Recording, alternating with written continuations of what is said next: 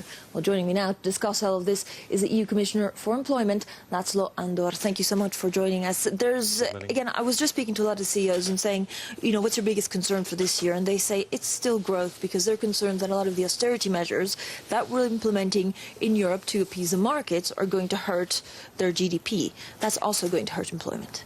Well, indeed, the situation is very serious. The good news is that unemployment probably peaked in the second half of last year, and it will slowly start to improve in this year, 2011. But the picture is very uneven within the European Union. There are some countries that performed quite well and kept unemployment, and especially youth unemployment, very low, like Germany, the Netherlands, Austria.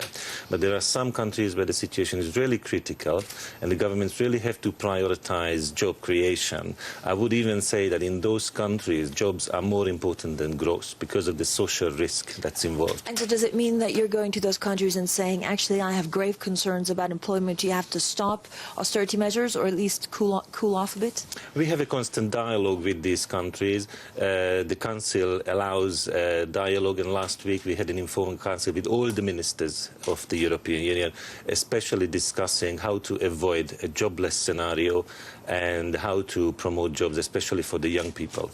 Now, in terms of the actual rules governing employment, you've said that you'd want to revise certain rules that govern the number of hours, I believe, worked by company employees. Is that not going to put unnecessary burden on companies? Well, this discussion about the Working Time Directive is still in the process of consultation between the social partners. We have to wait until they conclude, and then the European Commission has to decide how to take an initiative on this matter. It's premature to say in what form we will come forward with an initiative later this year. But as things stand, do you think that actually it will hurt employment more than it will do good for it? Because companies will say, well, look, we're going through austerity measures, it's going to cost me money, and my employees are not going to work as much as they could just 2 years ago. We do nothing that would hurt employment.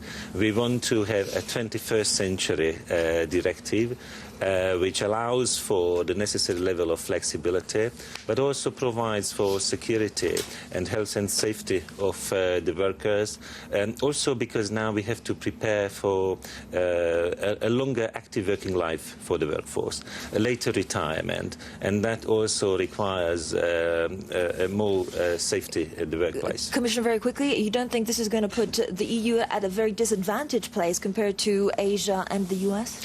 We are pushing for structural reforms in all member states, and especially in those where the labour market has been extremely rigid.